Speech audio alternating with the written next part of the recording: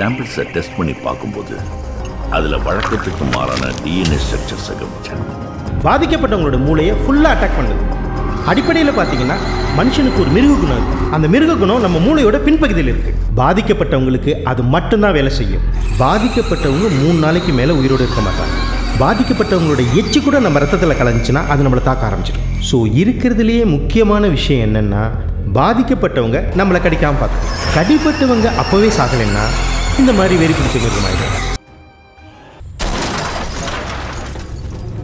அந்த வைரஸ் நம்ம உடம்புக்குள்ளே வந்துடுச்சுன்னா அதுக்கப்புறம் மனுஷனுக்கான எந்த ஒரு உணர்ச்சியுமே இருக்காது. இருக்கிற ஒரே உணர்ச்சி ஒரு ஆழ்ந்த பசி.